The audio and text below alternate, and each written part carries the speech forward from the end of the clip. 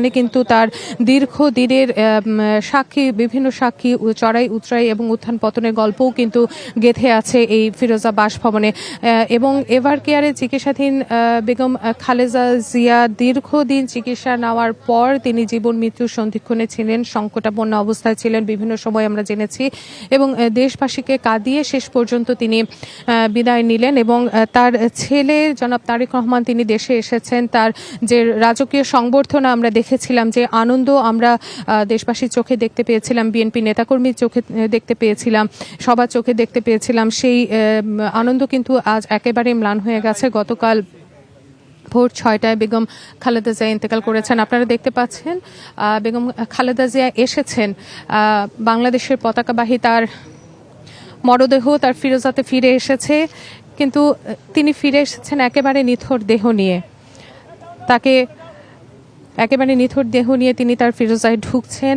বরাবরই তিনি এখানে ছিলেন, দীর্ঘ সময় তিনি এখানে পার করেছেন। তিনি তার স্বামীকে হারিয়েছেন, একটা সময় তিনি তার ছোট ছেলে কোকোকে হারিয়েছেন। তারপর নানান রাজনৈতিক প্রতিহিংসার শিকার হয়ে আমরা যদি বলি, জনাব তারেক রহমান তিনি লন্ডনে চলে গিয়েছিলেন, সেখানে তাকে দীর্ঘ সময় থাকতে হয়েছে।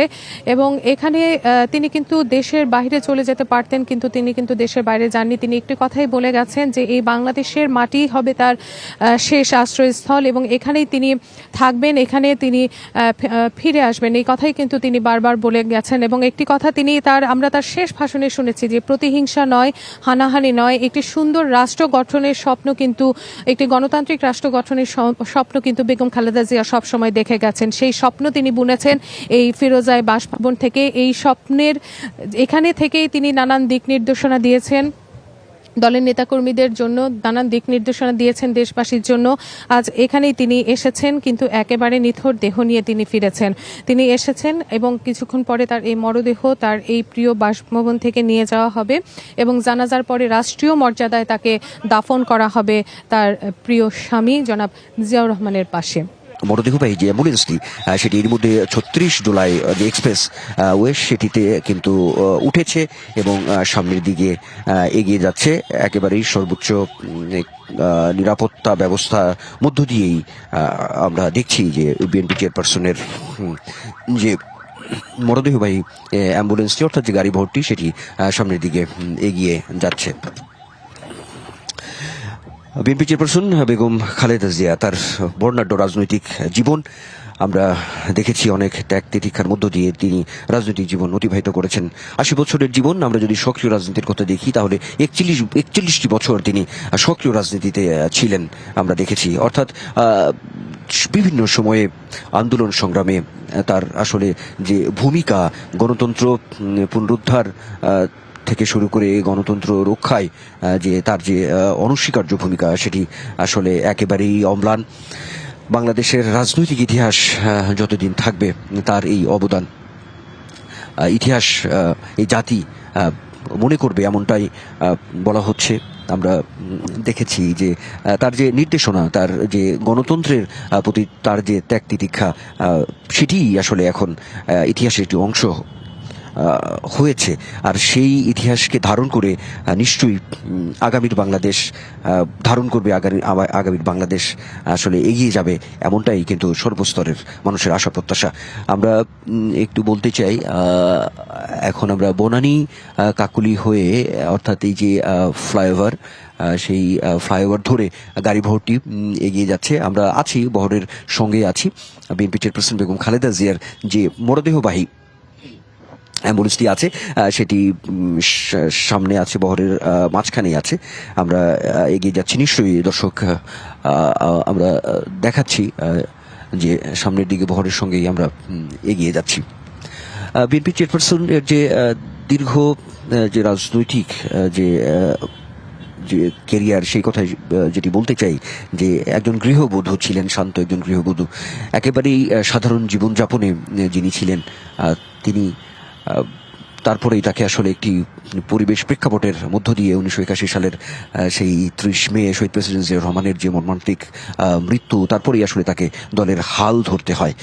তারপরে তার যে আমরা দেখেছি যে যখন তিনি দলের হাল ধরেন, পরবর্তীতে একেবারেই কিন্তু তাকে আসলে আন্দোলনের মুখেই তাকে আসলে সামনে আসতে হয়েছে স্বৈর শাসকের বিরুদ্ধে আমরা দেখেছি। তো সেই জায়গা থেকে যদি বলি তাহলে বিএনপি চেয়ারপারসন বেগম খালেদা জিয়ার যে রাজনৈতিক যে জীবনটি, রাজনৈতিক জীবনের শুরুটি বলা যায় যে আন্দোলন, একেবারেই রাজপথের যে আন্দোলন, সেই আন্দোলন দিয়েই তার রাজনীতির আসলে শুরু। এমনটা খুব অল্প সময়ে যে সামনে আসা, অল্প সময়ে যে মানুষের মনে জায়গা করে নেয়া এমন ক্যারিশমেটিক নেতৃত্ব তার মধ্যে ছিল, সেটি কিন্তু এখন আসলে বারবার পর্যালোচনা হচ্ছে।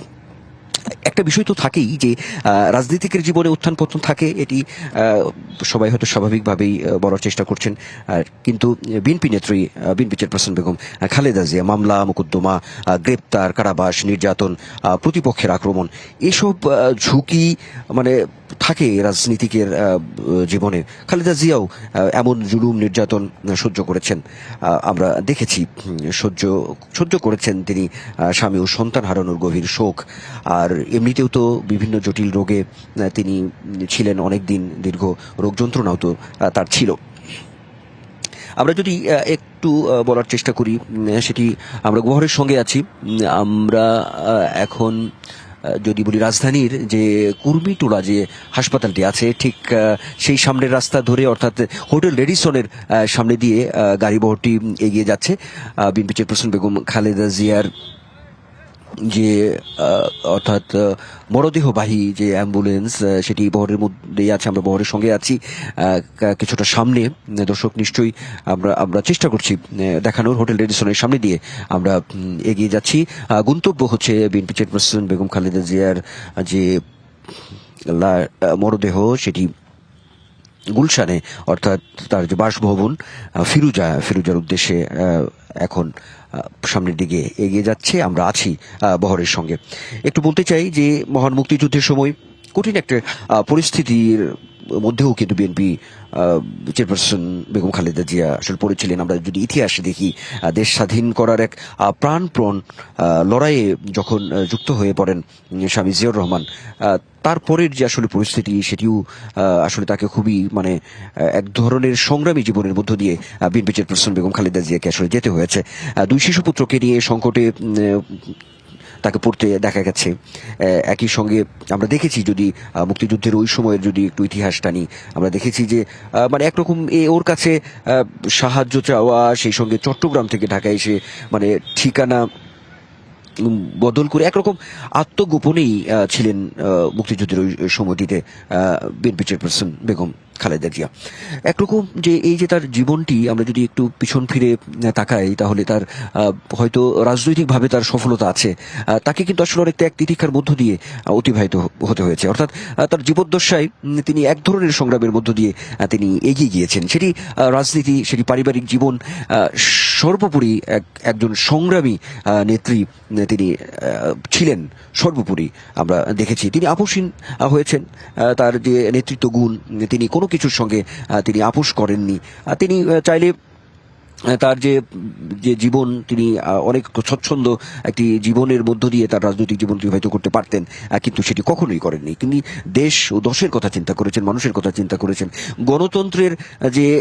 গণতন্ত্র এবং বেগম খালেদা জিয়া মানে একেবারেই যেন পরিপূরক, এই বিষয়টি তিনি আসলে অর্জন করতে সক্ষম হয়েছেন। আমরা দেখেছি পরবর্তী সময়ে রাজনৈতিক জীবনে কখনো কখনো মতভেদ, দ্বন্দ্ব, সংঘাত এমনটা যেমন তার সামনে এসেছে, ঠিক তেমনি ভাবে আমরা এটাও দেখেছি যে প্রতিপক্ষের ব্যক্তিগত যে প্রতিহিংসা, বিদ্বেষ, লাঞ্ছনা ও নিষ্ঠুরতার শিকার হতে হয়েছে বেগম খালেদা জিয়াকে। এটা আছে বহুকালের, মানে অনেক যে আমরা দেখেছি। যদি একটু বলি যে মানে খুবই স্মৃতি বিজড়িত সেনানিবাসের যে বাড়িটি, তিনি ছিলেন দীর্ঘদিন সেখানে, সেইখান থেকেও তাকে উচ্ছেদ করা হয় 2010 সালের 13 নভেম্বর। যেটি দেখেছি তার তখনই তার যে একটি ট্র্যাজেডি তার জীবনে একরকম আসলে চলে আসে।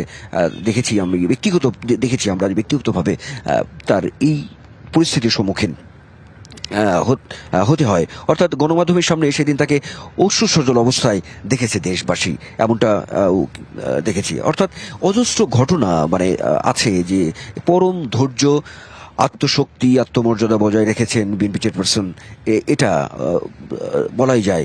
অনমনীয় দৃঢ়তায় অটল থেকে আমরা দেখেছি মাথা উঁচু করে যে জীবন তিনি অতিবাহিত করেছেন, শুধু বর্ণাঢ্যই নয়, মাইল ফলক এটা বলা যায়। খালেদা জিয়ার এই চারিত্রিক দৃঢ়তা তাকে মহৎ চরিত্রগুলোর মতোই মহিয়ান করে তুলেছে। এই কথাগুলোই বারবার সামনে আসছে যে তার যে ত্যাগ তিতিক্ষা, অর্থাৎ দেশের যে অভিভাবক হিসেবে তিনি শেষ পর্যন্ত ছিলেন, রাজনৈতিক অভিভাবক হিসেবে। এটি কিন্তু বারবার বলা হচ্ছে যে সামনে নির্বাচন, তার যে দিক নির্দেশনা, অর্থাৎ মানে এই এই অপূরণীয় ক্ষতিটাই যে হলো রাজনীতিতে, সেটি মানে বারবার বলা। নিশ্চয়ই দর্শক, আমরা দেখানোর চেষ্টা করছি যে গাড়ি বহরে আছি, এবং সেই সঙ্গে বিএনপি চেয়ারপারসন বেগম খালেদা জিয়ার যে মরদেহবাহী যে অ্যাম্বুলেন্সটি রয়েছে, একেবারেই আমরা পাশে লাল সবুজ এর যে পতাকা যে মোড়ানো যে অ্যাম্বুলেন্সটি রয়েছে, সেটি নিশ্চয়ই আপনারা দেখতে পাচ্ছেন। এই অ্যাম্বুলেন্সেই চিরনিদ্রায় আছেন বিএনপি চেয়ারপারসন বেগম খালেদা জিয়া। আমরা ঠিক যদি বলি যে নৌবাহিনীর যে সদর দপ্তরটি আছে, সেই সদর দপ্তরের একেবারেই সামনের যে গেটটি, অর্থাৎ সদর দপ্তরের মধ্য দিয়েই তার অ্যাম্বুলেন্সটি যাচ্ছে আমরা দেখতে পাচ্ছি। অর্থাৎ নৌবাহিনীর সদর দপ্তরের যে মধ্য দিয়ে যে রাস্তাটি আছে, সেটি দিয়েই তার বহরটি অতিবাহিত হবে। নিশ্চয়ই দর্শক, আপনারা দেখছেন আমরা এখানে আইনশৃঙ্খলা রক্ষাকারী বাহিনী যারা আছেন তারা আমরা দেখতে পাচ্ছি আস্তে আস্তে আস্তে আমরা দেখতে পাচ্ছি এখানে আইনশৃঙ্খলা রক্ষাকারী বাহিনী যারা আছেন তারা গণমাধ্যম কর্মীদের যে গাড়ি আছে, সেই গাড়িগুলো আসলে আমরা ওই নৌবাহিনীর সদর দপ্তরের যে আমরা আসলে গণমাধ্যম কর্মীদের গাড়ি প্রবেশ করার আসলে সুযোগ নেই, আমরা সামনে দিয়ে এগিয়ে যাচ্ছি। তো এইটুকু তথ্য দিতে চাই যে নৌবাহিনীর যে সদর দপ্তর আছে, সদর দপ্তরের ভেতর দিয়ে যে রাস্তাটি আছে, সেই রাস্তা দিয়ে বিএনপি চেয়ারপারসন বেগম খালেদা জিয়ার মরদেহবাহী যে অ্যাম্বুলেন্স, অর্থাৎ যে গাড়ি ভর্তি আছে, সেটি নৌবাহিনীর যে সদর দপ্তর আছে, সেই সদর দপ্তরের ভেতর দিয়ে যে রাস্তাটি আছে, সেই রাস্তা দিয়েই কিন্তু বিএনপি চেয়ারপারসন বেগম খালেদা জিয়ার যে মরদেহবাহী অ্যাম্বুলেন্স, অর্থাৎ এই যে গাড়ি ভর্তি আছে, সেটি আসলে প্রবেশ করেছে। আমরা দর্শক আছি, নিশ্চয়ই আমরা একটি বিকল্প রাস্তা দিয়ে সামনের দিকে এগিয়ে যাচ্ছি, এবং তার যে গন্তব্য সেটি হচ্ছে যে এখন যেটা এভারকেয়ার হাসপাতালে, অর্থাৎ যে হাসপাতালে তিনি দীর্ঘদিন পর্যন্ত চিকিৎসাধীন ছিলেন, এবং এই পর্যায়ে তিনি যখন হাসপাতালে ভর্তি হয়েছিলেন তার আগেও কিন্তু তিনি কয়েকবার রাজধানীর বসুন্ধরাতে এভারকেয়ার হাসপাতালে চিকিৎসাধীন অবস্থায় ছিলেন, কিন্তু বিভিন্ন সময় তিনি সুস্থ হয়ে এই ফিরোজাতে, অর্থাৎ যেখানে আমরা এখন এই মুহূর্তে দাঁড়িয়ে রয়েছে, এই ফিরোজাতেই কিন্তু তিনি আবার ফিরে এসেছেন।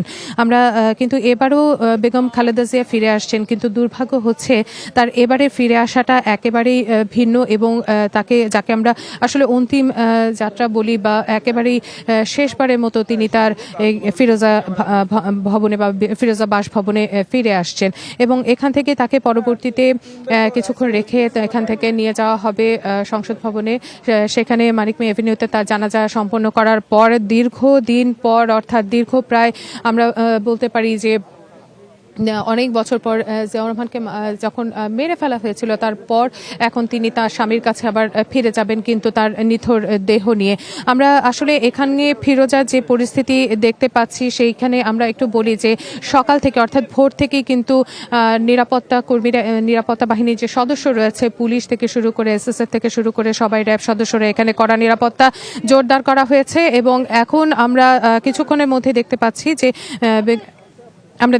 যে বেগম খালেদা জিয়াকে বহনকারী যে গাড়ি বহরটি রয়েছে, সেটি প্রায় কাছাকাছি চলে এসেছে, এবং কিছুক্ষণের মধ্যেই তার যে প্রিয় বাসভবন এখানে অর্থাৎ 2010-এর পর যখন তাকে সেনা নিবাস থেকে যখন তাকে বের করে দেওয়া হয় এক কাপড়ে, তারপরে কিন্তু কিছুদিন ভাইয়ের বাসায় থাকার পর এই ফিরোজাতেই তিনি এসেছিলেন। এই ফিরোজাই ছিল তার আশ্রয়স্থল এবং একটি নিঃসঙ্গ জীবন কিন্তু তিনি এখানে পার করেছেন।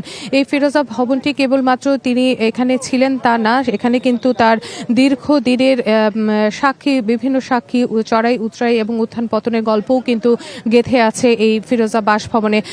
এবং এভার কেয়ারে চিকিৎসাধীন বেগম খালেদা জিয়া দীর্ঘদিন চিকিৎসা নেওয়ার পর তিনি জীবন মৃত্যুর সন্ধিক্ষণে ছিলেন, সংকটাপন্ন অবস্থায় ছিলেন বিভিন্ন সময় আমরা জেনেছি, এবং দেশবাসীকে কাঁদিয়ে শেষ পর্যন্ত তিনি বিদায় নিলেন। এবং তার ছেলে জনাব তারেক রহমান তিনি দেশে এসেছেন, তার যে রাজকীয় সংবর্ধনা আমরা দেখেছিলাম, যে আনন্দ আমরা দেশবাসীর চোখে দেখতে পেয়েছিলাম, বিএনপি নেতাকর্মীর চোখে দেখতে পেয়েছিলাম, সবার চোখে দেখতে পেয়েছিলাম, সেই আনন্দ কিন্তু আজ একেবারে ম্লান হয়ে গেছে। গতকাল ভোর 6টায় বেগম খালেদা জিয়া ইন্তেকাল করেছেন। আপনারা দেখতে পাচ্ছেন বেগম খালেদা জিয়া এসেছেন, বাংলাদেশের পতাকাবাহী তার মরদেহ তার ফিরোজাতে ফিরে এসেছে, কিন্তু তিনি ফিরে এসেছেন একেবারে নিথর দেহ নিয়ে।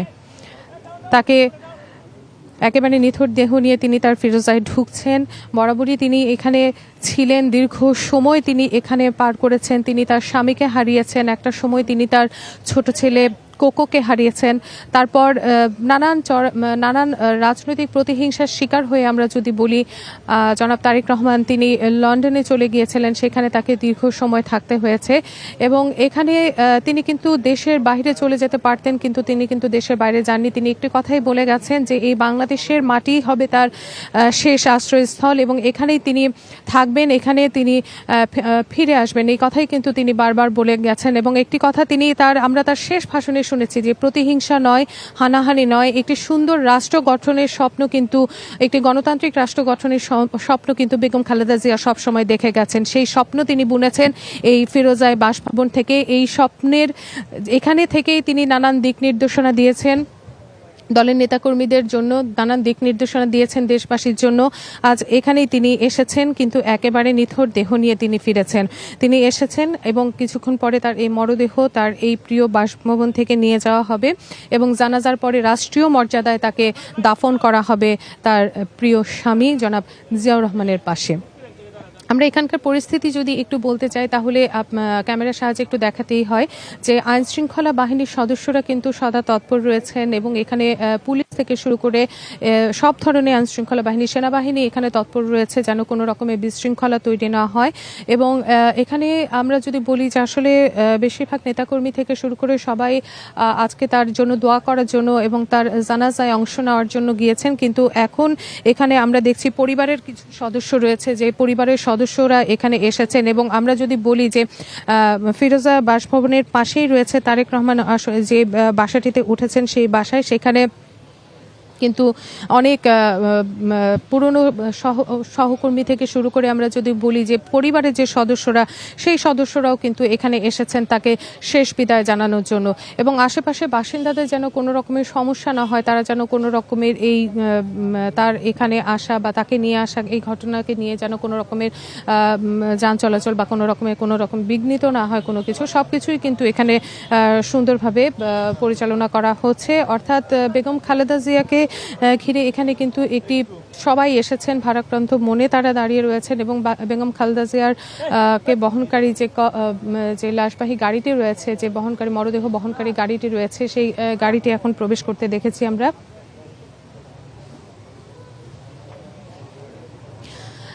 আপনাকে একটু বলে রাখি, বেগম খালেদা জিয়া তিনি কিন্তু নানান চড়াই উতরাই পার করেছেন এবং রাজনীতিকে ঘিরেই কিন্তু তিনি ছিলেন। এবং এখানে বলে রাখি যে তার স্বামী জিয়াউর রহমানের মৃত্যুর আগে তিনি কিন্তু পুত্রবধূ হিসেবেই জীবনের অর্ধেকটা সময় তিনি পার করে দিয়েছিলেন এবং 1982 সালের 3রা জানুয়ারি তিনি বিএনপিতে যোগদান করেন এবং তার পরের বছরে মার্চ মাসে তিনি বিএনপি সিনিয়র ভাইস চেয়ারম্যান নির্বাচিত হয়ে থাকেন।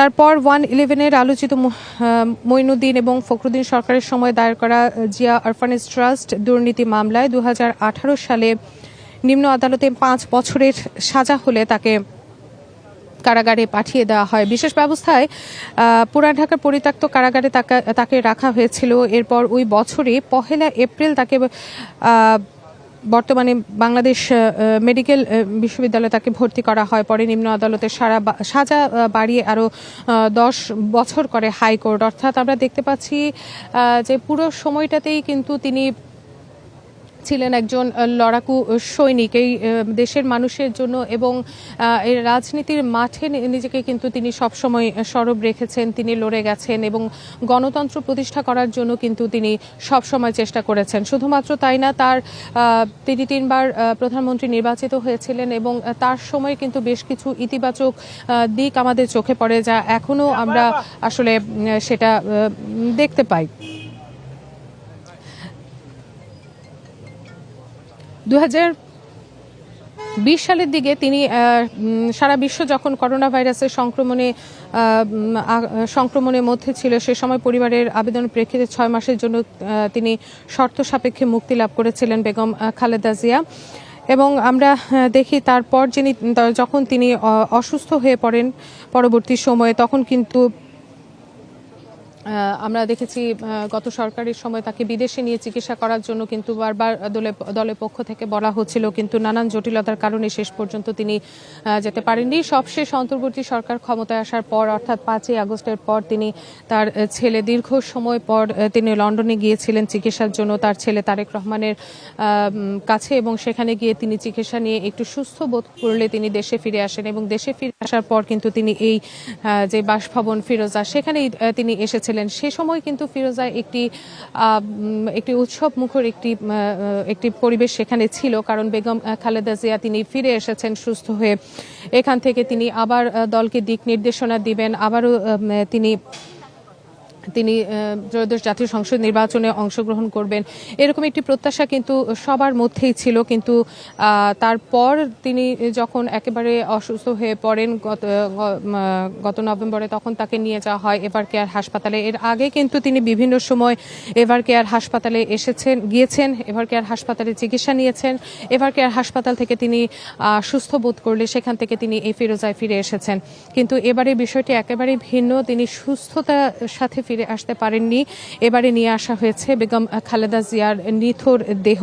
তাই এইখানে যারা আছেন, যারা পরিবারের সদস্যরা রয়েছেন, তারা আমরা দেখেছি ভোর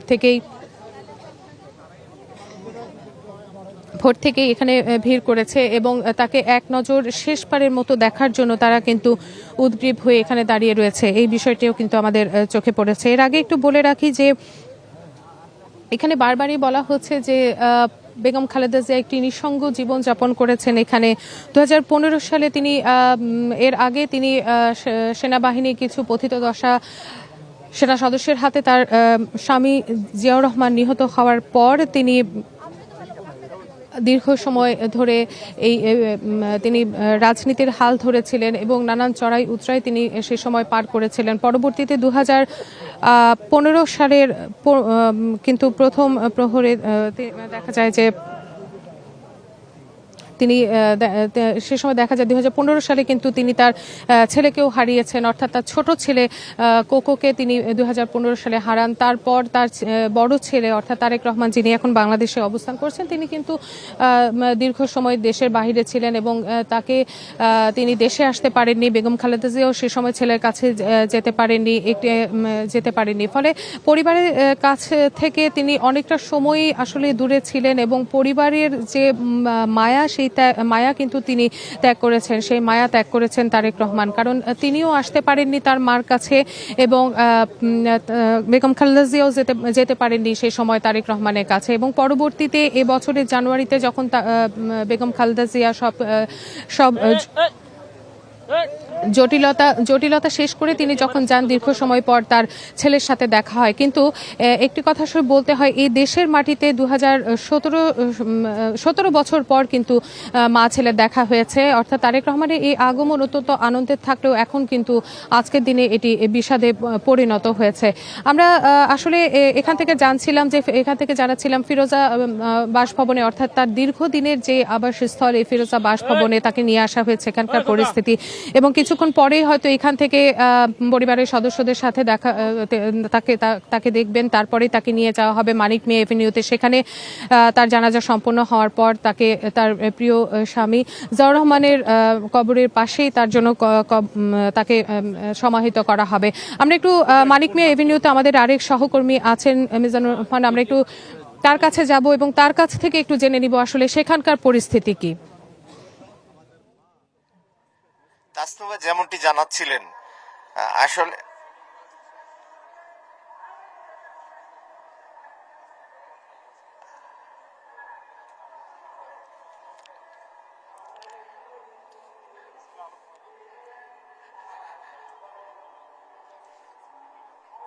তাসনুভা যেমনটি আপনি জানতে চাচ্ছিলেন, আসলে পৌষের হাড় কাঁপানো শীত কিন্তু হৃদয়ের উষ্ণতা ও ভালোবাসার কাছে পরাজিত হয়েছে।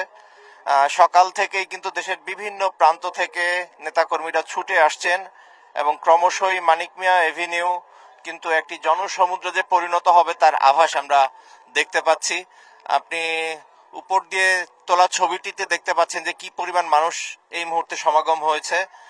প্রচন্ড শীতকে উপেক্ষা করেই কিন্তু তারা দূর দূরান্ত থেকে ছুটে আসছে। আপনি যেমনটি জানাচ্ছিলেন যে আসলে 2018 সালের 8 ফেব্রুয়ারি জিয়া অরফানেজ ট্রাস্ট দুর্নীতি মামলায় বিএনপি চেয়ারপারসন খালেদা জিয়াকে যে 5 বছরের সাজা দেওয়া হয়, তারপরে কিন্তু তাকে নাজিমুদ্দিন রোডের যে পরিত্যক্ত কারাগারে রাখা হয়। এবং এখানে একটি বিষয় আপনার মাধ্যমে দর্শককে জানাতে চাই, সেটি হচ্ছে যে 5 বছরের সাজার পর বিচারিক আদালতের এই সাজার বিরুদ্ধে যখন হাইকোর্টে আপিল করা হয়, তখন কিন্তু সেই সাজার মেয়াদ 5 বছর থেকে 10 বছর করা হয়। সাধারণত জুডিশিয়াল প্রেসিডেন্সে খুবই আনপ্রেসিডেন্ট এবং নজিরবিহীন একটি ঘটনা, কারণ বিচারিক আদালতের সাজা উচ্চ আদালতে যখন আইনি যুক্তিতর্ক হয় তখন দেখা যায় যে সেই সাজাটি কম হয়, কিন্তু এই ক্ষেত্রে ব্যতিক্রম ছিল জিয়া অরফানেজ ট্রাস্ট দুর্নীতি মামলা এবং দুর্ভাগ্য ছিল বিএনপি চেয়ারপারসন খালেদা জিয়ার। এবং কারাগারের থেকেই তাকে শুনতে হয় জিয়া চ্যারিটেবল ট্রাস্টেও তিনি দণ্ডিত হন।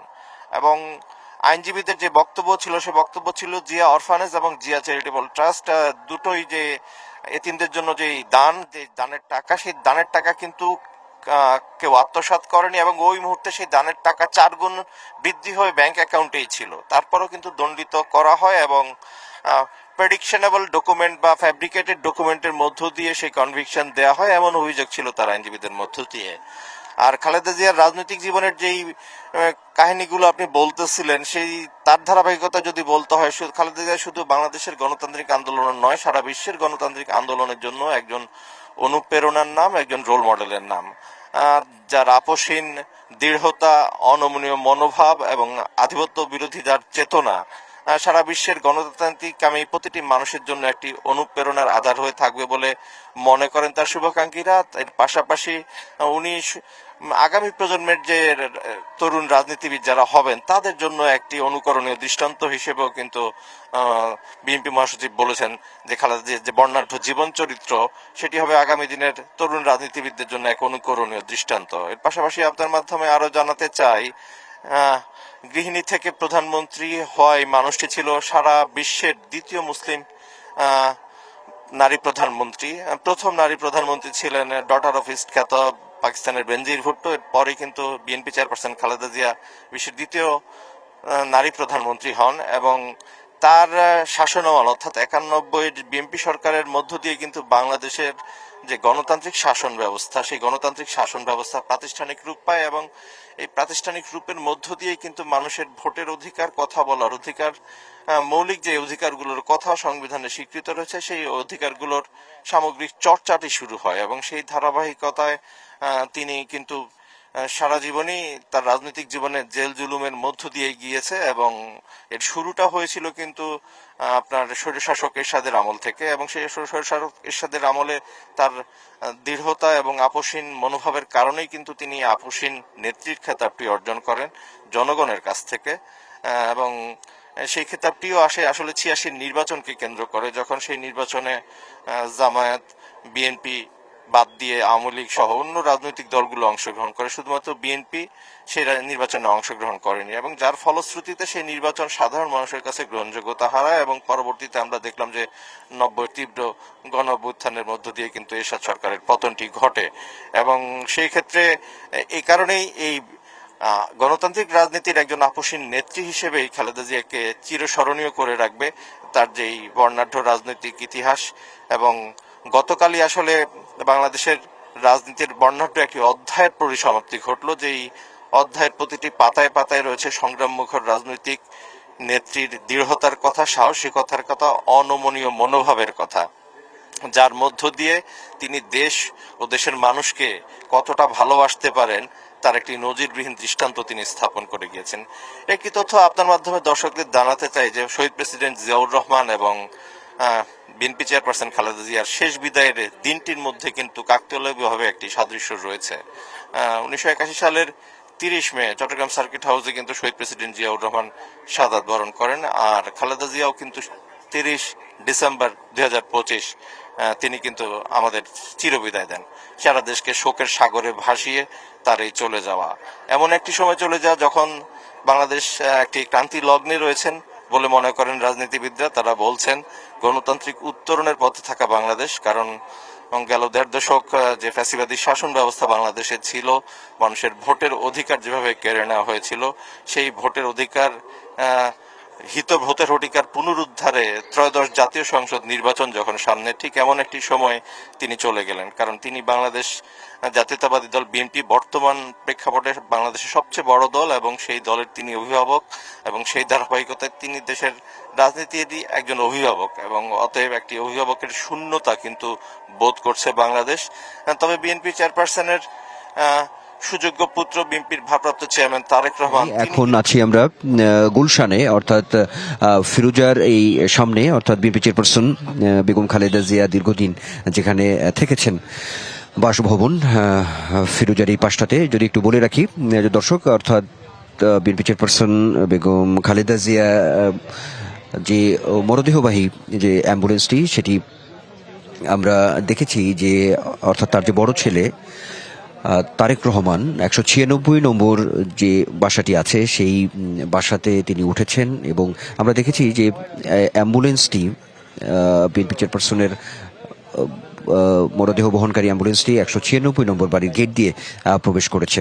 তো সেই জায়গা থেকে আমরা বলতে পারি যে এখন যে পরিবারের যে সদস্য যারা আছেন তারা, অর্থাৎ তারেক রহমানের যে বাসভবন সেখানেই তারা অবস্থান করছেন। আমরা এর মধ্যে দেখেছি যে বিএনপির যে নীতি নির্ধারণী পর্যায়ের যে নেতা যারা আছেন তারাও এরই মধ্যে আমরা দেখেছি যে অর্থাৎ 196 নম্বর যে বাড়িটি আছে ফিরোজা যে বাসভবন এবং 196 নম্বর যে তারেক রহমানের যে বাসভবন, অর্থাৎ খুবই কাছাকাছি একেবারেই একটা অ্যাটাচডেই আছে, বা বলা যায় যে এই দুটি বাসার যে বাউন্ডারি সেই বাউন্ডারিটিও কিন্তু মানে একই বাউন্ডারির মধ্যে রয়েছে আমরা দেখতে পাচ্ছি। এবং একই সঙ্গে নেতাকর্মী যারা আছেন তারা, অর্থাৎ 196 নম্বর যে বাড়িটি আছে সেই বাড়ির যে গেট, সেই গেট দিয়েই তাদেরকেও আমরা প্রবেশ করতে দেখছি। একটু বলতে চাই যে এখানে আইনশৃঙ্খলা রক্ষাকারী বাহিনীর যে তৎপরতাটি রয়েছে একেবারেই নিশ্চিদ্র নিরাপত্তার মধ্য দিয়ে আমরা দেখেছি যে একেবারে, অর্থাৎ যে ফিরোজা এবং সেই সঙ্গে 196 নম্বর যে বাড়ি লাগোয়া এই দুটি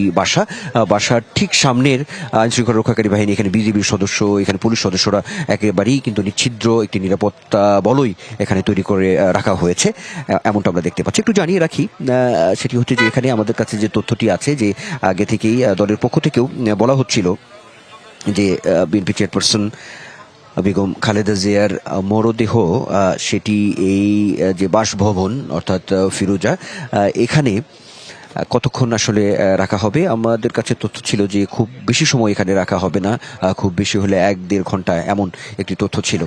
তো এখানে যেমন পরিবারের সদস্যরা এখানে আছেন, অবস্থান করছেন, একেবারেই শেষ বিদায়, চিরবিদায়ের দিন আজকে, একটি শোক বিহ্বলত অবস্থা আমরা দেখছি একেবারেই।